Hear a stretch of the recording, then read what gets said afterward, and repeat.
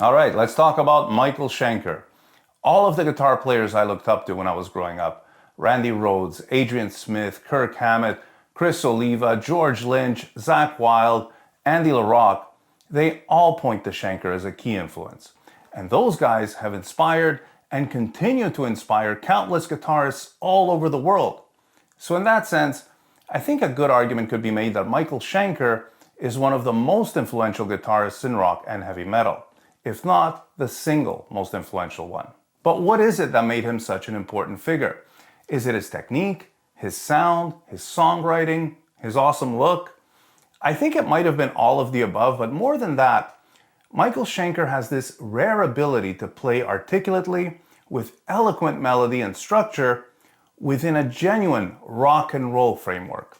In his solos, you can hear modal runs and even touches of classical phrasing, but at the core, it all still ties back to Chuck Berry.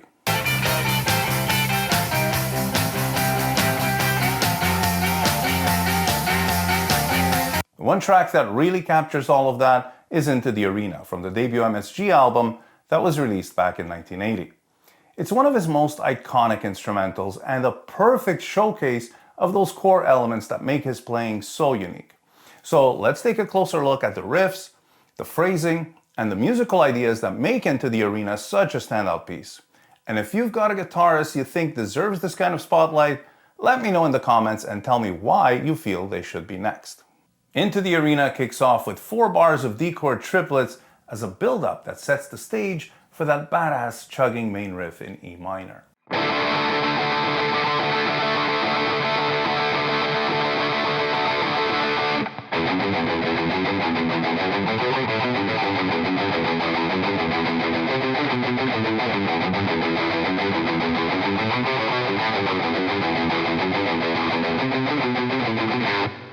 Now when you play this, keep in mind that the riff starts with 2 pickup notes, so the 1 doesn't come until the 3rd note, this G here. Now that's a small but important detail because the accents on the various downbeats are crucial, especially when you're hitting the open E 4 times in a row. You want to make sure to accent only that 3rd one so that it clearly stands out, because that's what really makes this riff. Okay, now let me play that for you a little bit slower so that we can get a real feel for the accents and the timing of it.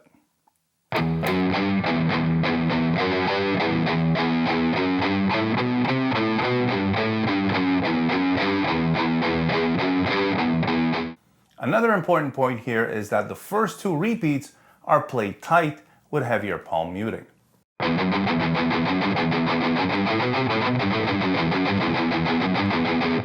The next 2, you'll need to gradually ease up on the palm muting so that it starts to open up where you can feel it take more space in the air.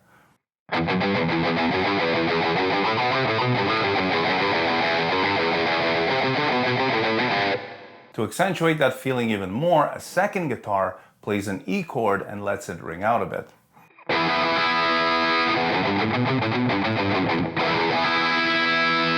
That really makes it feel like the tension is building, and then when the solo comes in, it's a big release. Oh, and by the way, you can get an ad-free version of this video, which includes a full playthrough of the song and a couple of other little extras on my Patreon page. It's patreon.com/licksofthebeast. Now let's get to the solos. So I usually like to start these solo breakdowns with a quick look at the accompaniment. And that's because the chord progression behind the solo just puts everything else into context. Now in the case of Into the Arena, the accompaniment for each of the 3 sections of the solo is just the root note. And that's kind of a double-edged sword. And I say this because on the one hand, it lets you play modally and use chromatics more freely than you could over a full chord progression. But on the other hand, it doesn't really give you much harmonic context. So your lines have to be really well developed for the listener to have a clear and logical thread to follow. Oh, and before we get to the playing, let me tell you real quick about this super cool guitar, as it's the first time I use it on the channel.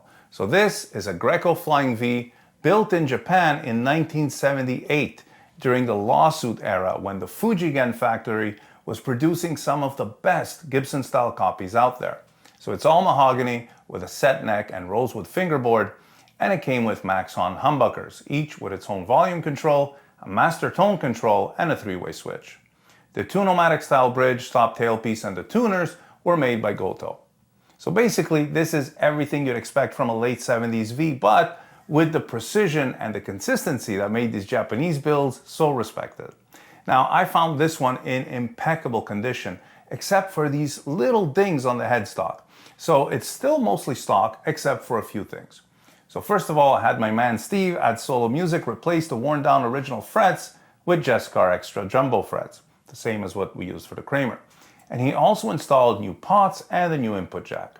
And then we noticed that the bridge pickup was slowly dying, so I asked Pat at Corrigan Pickups to make me a new custom Hayabusa humbucker. Now for those of you who don't know, this is my own signature pickup, and I love how it sounds. For a guitar that's almost 50 years old, this is really minor stuff. It's basically like just getting an oil change and replacing brake pads and rotors. So anyway, this thing is just fantastic, and I will definitely be featuring it in a lot more videos. The first solo is in B minor, so he's playing all these licks over what is essentially just a B power chord. And I should mention that the rhythm for the 3 solos is essentially a shuffle, so keep that in mind as I highlight some of these licks. So he starts the solo off like this. And that's basically a second inversion minor triad. Now for those of you who are not familiar, a minor triad is a basic minor chord. So you got the root, the minor third, and the fifth. Inversions are basically that, but starting from the next note. So first inversion would be starting from the third. So you got the third in the bass, then the fifth, and the root goes on the top. Second inversion starts from the fifth. So you got the F sharp, the root here, the B, and then the third, the D, there. So obviously to make it playable as a chord, we're gonna just move it down here. So starting from the third string, and there you have your second inversion B minor triad. Now, if you'll notice the difference between and they're the same notes, but because they're rearranged and the fifth is in the bass, it makes it sound a little more tense, right? It's more epic, more dreamlike, but it has a tension because it wants to resolve back to that root. That feels good, right? Your ear is leaning towards that root. So that's basically why it sounds so cool. It's a great way to start a solo. Next, he goes into this double stop bend to a major pentatonic lick. That's really like a Billy Gibbons thing. I mean, you hear this kind of stuff in ZZ Top's music all the time. And then we get to this line.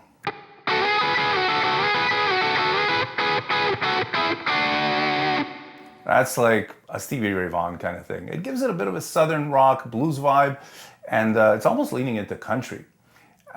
Just before that, actually, he's got this little trill just out of nowhere because he can. Now then from there, it moves into a descending minor blues line, and then that flips into an ascending Mixolydian blues line, just like the previous lick. Now from here we go right into the second solo. This time we're in D minor, so all of this will be played over a D power chord. Now here we basically get a string bending masterclass. Starts with unison bends,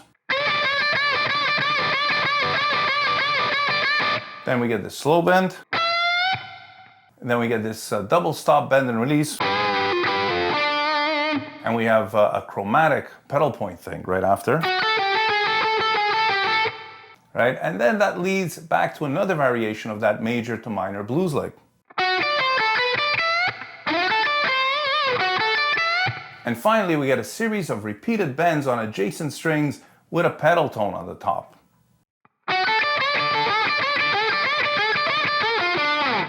Seriously, it doesn't get more rock and roll than this. Even his tone has a ton of bite, but at the same time, it's really full and the dynamics in his playing really come through. After this solo, it's back to the main riff, and that leads to the third solo, once again over a D chord. This solo opens with a quick legato flurry, a bit like what Dave Murray does on the Trooper. Now this is what's technically called ostinato in musical terms, and it's really just the Italian word for obstinate or stubborn, because you're essentially harping on the same pattern repeatedly. So from there, he continues with the same idea as a trill on the first string that he's going to move around a few times and ultimately descend down the fretboard.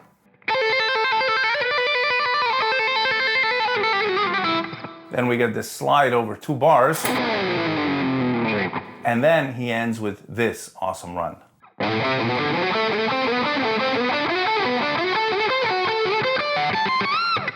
What a great line that is, especially the way he closes it. This is just a series of ascending minor thirds in D, but he's mixing major and minor, like a Mixolydian blues kind of thing. And it totally works because the accompaniment doesn't imply a harmonic push in any particular direction. Here's that run at slow speed.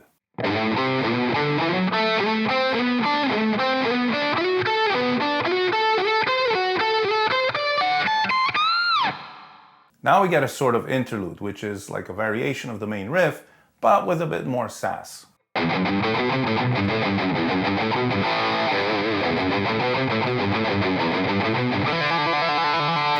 that takes us to the breakdown, where the drums and bass just kind of jam on an A for a minute before this really intense arpeggio section. And from this point on, it's a lot more melodic, and it completely changes the vibe from rock and roll to almost classical. And the crazy thing is that even the very first time I heard it, the change didn't throw me off at all. For some reason, it just fits. So on the original recording, I don't believe Michael actually plays the arpeggios because I don't hear a guitar doing that part at all.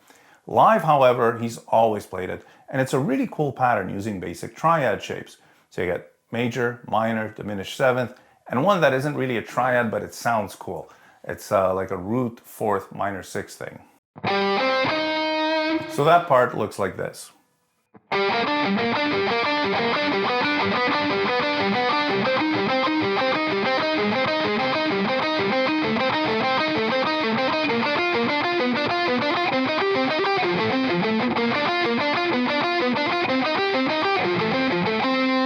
And then he loads up on that D chord,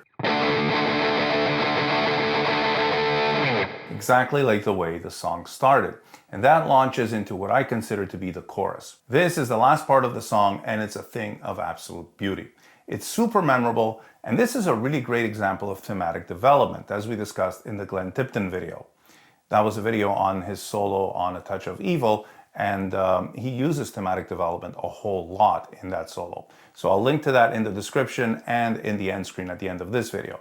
So the idea is to take a melodic theme and then reiterate it in slightly different ways throughout the piece as a way to give a sense of continuity. It works almost like a beacon in keeping the listener connected through all the other stuff that's going on. So I'll just play that whole part for you a bit slowed down, and I'll explain as I go along. We're now in the key of G minor, and that'll be the fifth and final key change. So that's the main melody.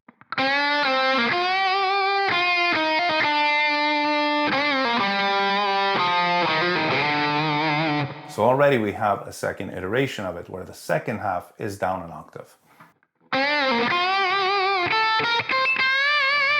So again, another iteration where the second half is up an octave, and we're feeling the tension building. That's a really cool lick. And this is ultra cool. Check this out.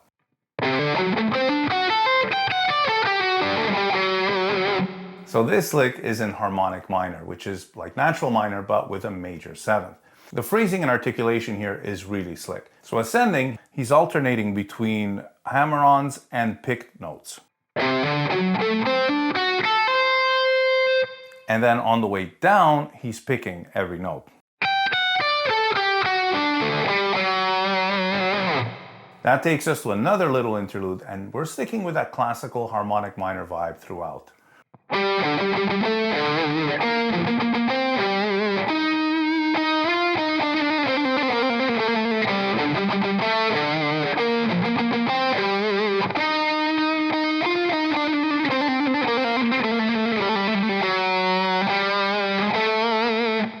And that leads to the big Broadway style finish. I mean, who puts a Broadway finish in a hard rock or metal song? But it totally fits, right? In fact, I couldn't imagine this song ending any differently. And this is yet another thing that highlights Schenker's broad and eclectic musicality. This is what allows him to move across styles and genres so seamlessly. So once again, we're reiterating the main melodic theme, but this time in the higher octave and with more embellishments to make it really expressive.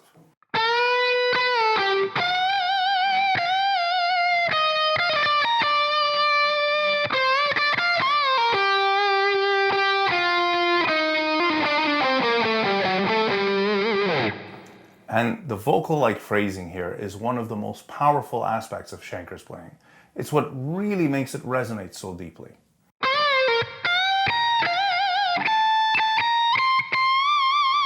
So we heard this one before, right? When he did it down an octave. Then there was that other lick. So when it's up an octave, he'll do it just slightly different. And now my favorite part, this always gives me goosebumps, this one note.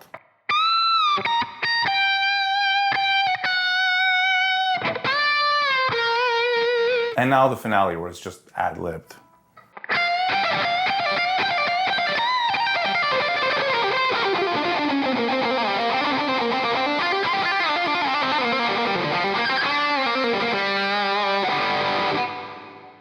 Into the Arena was Michael Schenker's personal declaration, and the title symbolized his entry into the musical arena, both literally and metaphorically.